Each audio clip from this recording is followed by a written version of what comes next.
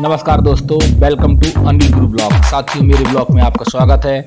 आपके लिए आदि गुरु शंकराचार्य से जुड़ी दिलचस्प जानकारी के साथ आपके बीच। साथियों, आदि शंकराचार्य का जन्म केरल के कार्ली गांव में ईस्वी सन 788 में हुआ था। उनकी माता का नाम विशिष्टा देवी और पिता का नाम शिव गुरु था। साथियों, जन्म से ही उनके शरीर पर एक दिव्य चिन्ह था।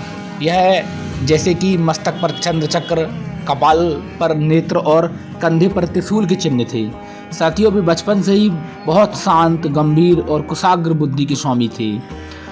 महज 3 साल की उम्र में उन्होंने अपनी मातृभाषा मलयालम और संस्कृत को पूरी तरह से सीख लिया था। उन्होंने अनेक ग्रंथ जैसे वेद, उपनिषद, रामायण, महाभारत आदि अनेक शास्त्रों का अध्ययन कर कंठस्थ कर लिया था। ये उनकी प्रतिभा थी। साथियों, 5 वर्ष में उन्हें अध्ययन हेतु गुरुगृह यानी कि आश्रम भेज दिया गया था। मात्र 2 वर्ष में ही अपनी पढ़ाई को उन्होंने पूरी कर ली थी और गुरु शिक्षा में पारंगत हो गए थे। पिता की मृत्यु के बाद मां ने गृहस्थाश्रम से संबंधित इच्छा व्यक्त की, यानी कि उनकी शादी की, लेकिन शंकराचार्य ने इसके लिए साफ मना कर दिया, अनिच्छा दिखाई। शंकराचार्य की जन्म कुंडली में 8, 16 और 32वें वर्ष में मृत्यु का योग था। 8वें वर्ष का मृत्यु योग तप और 16वें वर्ष का मृत्यु योग दैवीय आशीर्वाद से तो दूर किया जा सकता था, लेकिन इसके बाद संभव नहीं था। 8 वर्ष की आयु में पूर्णा नदी में स्नान करते समय उनके साथ एक घटना घटी। मगरमच्छ ने उनका पैर पकड़ लिया था और वे मरने ही वाले थे, लेकिन उन्होंने इस मृत्यु योग से छुटकारा पाने के लिए संन्यास ग्रहण किया था, जिससे वे बच गए। माता की तपस्या करने की आज्ञा मिल गई। उनके बाद वह तपस्या करने के लिए निकल पड़े। इस प्रकार 8वें वर्ष की मृत्यु योग सुलझ गया। साथियों, फिर उन्होंने संसार त्याग दिया और गुरु की खोज के लिए निकल पड़े।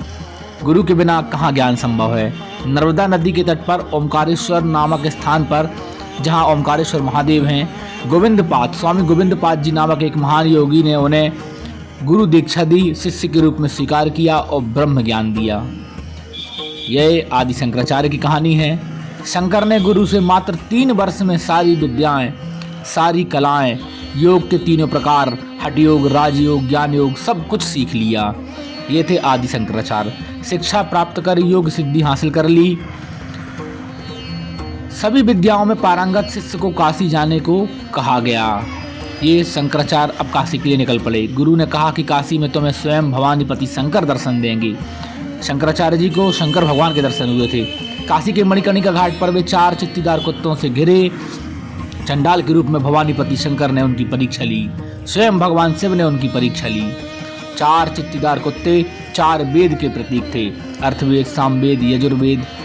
शंकर रचित मनीष पंचक सुनकर भगवान शिव प्रसन्न हो गए। भगवान शंकर ने अपने मूल स्वरूप में प्रकट होकर 4 वेदों के प्रचार प्रसार का उन्हें आदेश दिया। आदेश के अनुसार आदि शंकराचार्य ने बद्रिकाश्रम के निकट व्यास गुफा में रहकर 12 उपनिषद, ब्रह्मसूत्र, भगवद गीता, विष्णु सहस्त्रनाम, मनुष्य जातीय, ऐसे 16 प्रसिद्ध ग्रंथों पर भाष्य रचना की, जो आज भी बहुत ज़्यादा प्रसिद्ध और प्रचलित है। इन ग्रंथों को प्रशस्तानित्रीय के नाम से जाना जाता है। वे उन पर भाष्य रचना करने वाले आचार्य माने जाते हैं, इकलौते आचार्य। ऐसे आदि गुरु शंकराचार्य। इस प्रकार शंकर आचार्य बने और शंकराचार्य के नाम से प्रसिद्ध हुए। 32 वर्ष की आयु में शंकराचार्य ने चारों दिशाओं में 4 पथपीठ की स्थापना की। अंततः शंकराचार्य ने अपना कार्य पूरा कर ईस्वी सन 820 में 32 साल की उम्र में केदारनाथ में अपने शिष्यों को अंतिम उपदेश एवं आज्ञा देकर समाधि योग के माध्यम से स्वयं को केदारनाथ में विलीन कर दिया। इस तरह शंकराचार्य ने समाधि ली और भगवान शिव में विलीन हो गए। यह बात आज से 1204 साल वर्ष पहले की है। आदि शंकराचार्य न होते तो कदाचित हिंदू धर्म, सनातन हिंदू धर्म का अस्तित्व समाप्त हो चुका होता। आज के इस ब्लॉग में बस इतना ही।